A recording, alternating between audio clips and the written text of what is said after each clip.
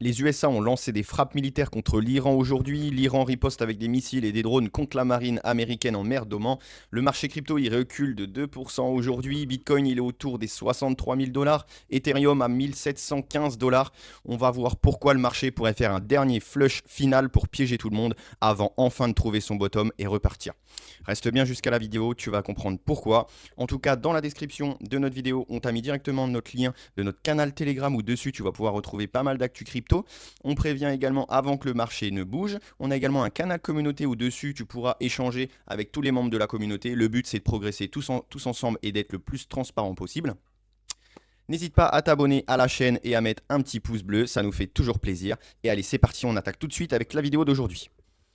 Là, on est directement sur Bitcoin, donc on est actuellement en weekly.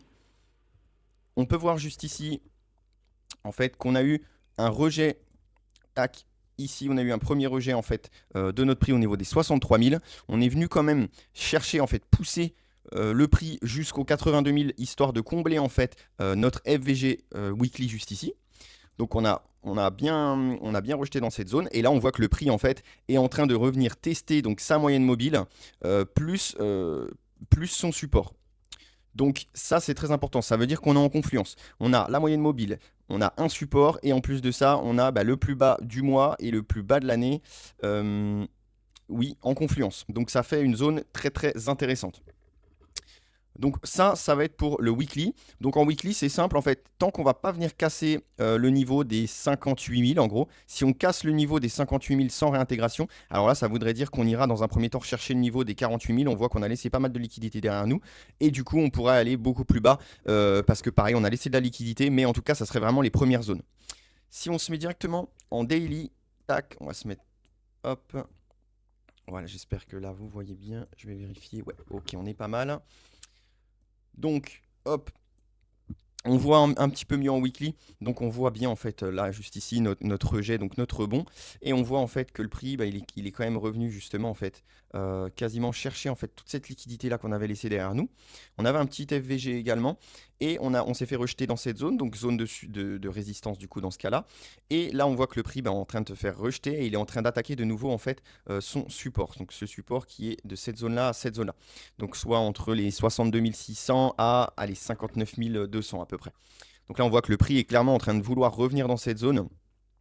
Donc, encore une fois, on va patienter, voir si le prix en fait réintègre pas et clôture bien en dessous. Comme ça voudrait dire qu'il va rester dans cette zone-là. Et ensuite, on va surveiller, bah, voir est-ce qu'il partirait à la hausse ou alors à l'inverse, à la baisse. Ça sera le prix qui va pouvoir nous confirmer ceci. On voit, tac, si on se met juste ici, si on dézoome un petit peu, en fait, on voit que ça coïncide avec notre retracement de Fibonacci, les 0,75. Donc il faut savoir que ça, c'est les zones de rechargement de longue. Donc c'est la zone en fait qui correspond entre 55 à peu près à 40, même plus bas, un petit peu plus bas. Ça va être, allez, si on agrandit un tout petit peu la zone, on va être à peu près, voilà. Donc la zone entre 45 000 à peu près aux 55 000. Ça va être notre zone de rechargement de longue. Et en plus de ça, on a une confluence, on a un gros order block weekly qui est en confluence justement avec cette zone. Donc ce qui nous fait et ce qui nous ferait une zone très très intéressante. On voit qu'on a laissé pas mal juste ici de liquidité. Voilà. Donc c'est pour ça que ces zones-là seraient quand même assez intéressantes. On va se mettre en 4 heures. Voilà, comme ceci.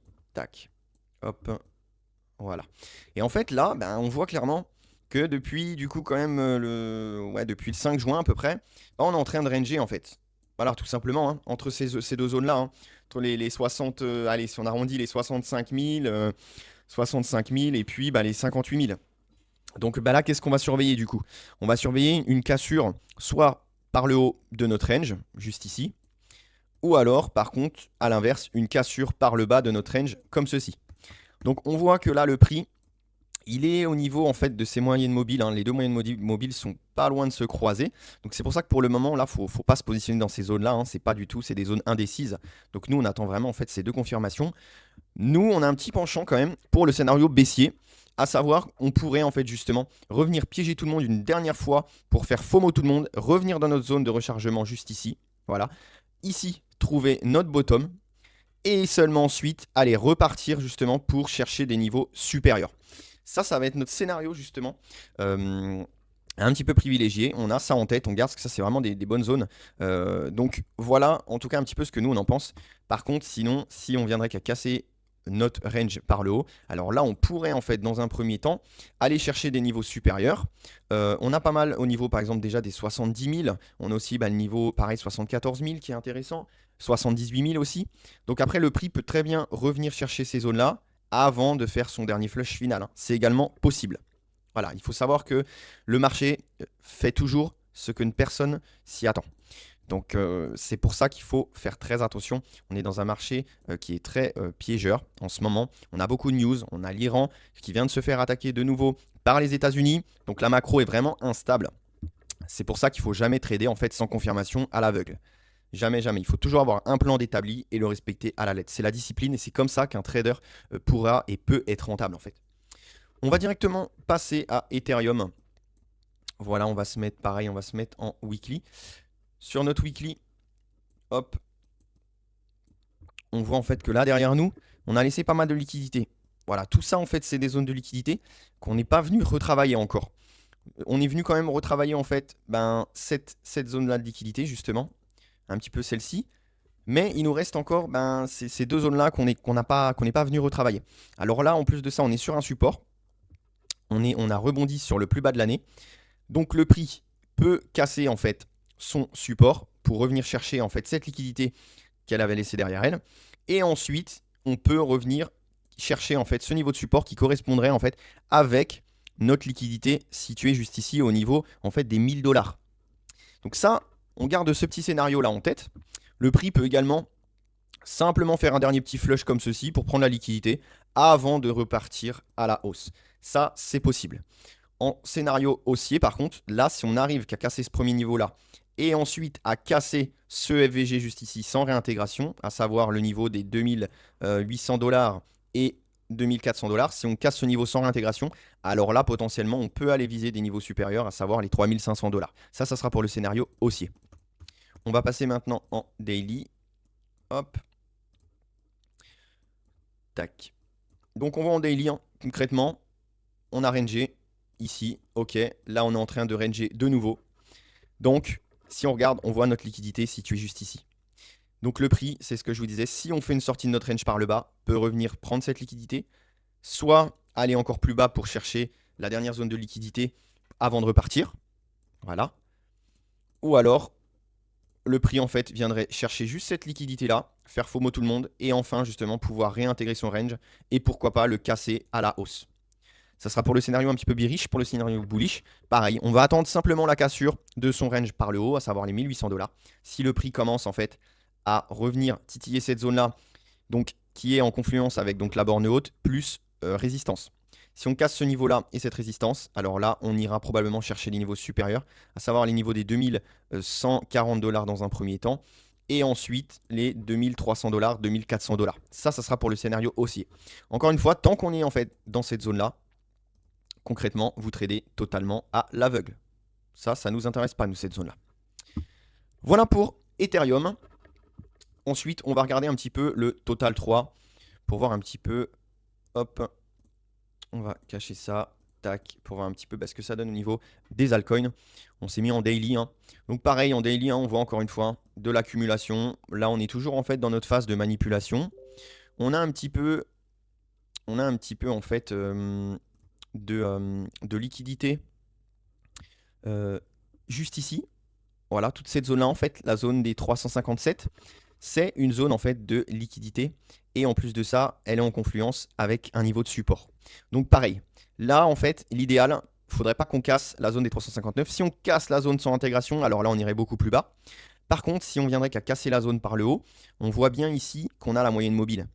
Donc ici, si on casse ce niveau de résistance là, ça voudrait dire qu'on passe au-dessus de notre première moyenne mobile. Et ensuite, si on arriverait en fait à casser les 480, là, ça voudrait dire qu'on pourrait rentrer en fait dans notre phase d'expansion et surtout, on rentrerait justement en tendance bullish. Et là, ça serait intéressant, les altcoins respiraient et là, on verrait du vert sur les marchés. Voilà. Pour la dominance du Bitcoin, Hop, la dominance du Bitcoin. On avait identifié en fait justement un FVG juste ici. Le prix, bah voilà, on le voit juste ici. Le prix est en train de revenir dessus. Il est en train de se faire rejeter. Donc pareil, le prix peut encore monter un petit peu au-dessus. Il y a la zone des 59 dollars, des 59,48%. Le prix peut revenir dessus et ensuite se retourner violemment. Ça, c'est possible. Donc ça va être la première zone et ça va être la deuxième zone. Par contre, si le prix se fait rejeter et vient qu'à casser en fait sous son niveau de support juste ici, si on casse comme ceci et on réintègre pas, alors là, on peut aller chercher justement la zone des 57,56%, la zone des 56,80% à peu près. Ça sera en fait les scénarios baissiers pour la DOM. Ça peut également faire respirer pas mal le marché, hein. Voilà. On a posté dans notre canal Telegram avant-hier soir, on vous avait posté notre petite pépite qu'on avait trouvée, c'est EdgeX.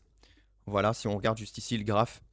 Et en fait, nous concrètement, on s'est positionné, on a donné à la communauté cette zone-là des 0,2895. Et on voit clairement que en 2 jours, le prix a fait plus 37%, même un peu plus, il me semble. Donc on voit clairement en fait cette belle impulsion, nous on l'a prise à partir d'ici. Donc toute cette impulsion-là, nous on l'a pris. Et on a pris nos TP par palier. Voilà, on a pris nos TP ici. Là, on a pris nos TP ici tout à l'heure. J'ai prévenu la communauté également. Et en fait, il nous reste un petit bag en spot. On a laissé un petit bag justement pour laisser courir les runners pour le moment. Donc ça, c'est la petite pipite qu'on a envoyée. Si vous étiez en levier dessus ou non, ben là, il y avait possibilité de faire x2, hein. On a acheté grosso modo à 30 centimes. Voilà, là, on a revendu quasiment au top à 57 centimes. Donc là, on est quasiment en fait sur un x2. Envoyé hier soir totalement gratuitement sur le canal de la communauté, juste pour vous faire plaisir, hein. Comme on dit chez nous, c'est important. Et le but, c'est d'être le plus transparent possible. En fait, on a pris le trend, nous, simplement à la cassure de ce plus haut-là, juste ici. Et on avait commencé en fait à accumuler juste un petit peu en dessous. On avait prévenu la communauté que si on venait qu'à casser le niveau des 30 dollars, alors là, on se positionnait en levier. Donc, on a pris notre levier, nous, en x2. x2. Et du coup, ça nous a permis justement de prendre nos TP par palier. Et donc là, il nous reste un tout petit peu de position dessus. Et là, on a renvoyé une deuxième pépite tout à l'heure sur le canal de la communauté. Donc, n'hésite pas à le rejoindre directement. Tu as le lien dans la description. J'espère en tout cas que cette vidéo t'a plu. Demain, nous allons être sûrement en live ou alors nous allons refaire une vidéo. Donc, n'hésite pas à t'abonner à la chaîne. Ça nous fait vraiment plaisir d'avoir du soutien. Mets un petit j'aime, partage la vidéo. Si tu as des tokens à analyser ou des sujets de vidéo qui t'intéressent, eh bien, n'hésite pas à le dire en commentaire. On répond à tous les commentaires et on lit tous vos commentaires. Je le répète, nous avons mis notre lien de notre canal dans la description. Et nous, on se dit à bientôt pour une prochaine vidéo sur Crypto Squad.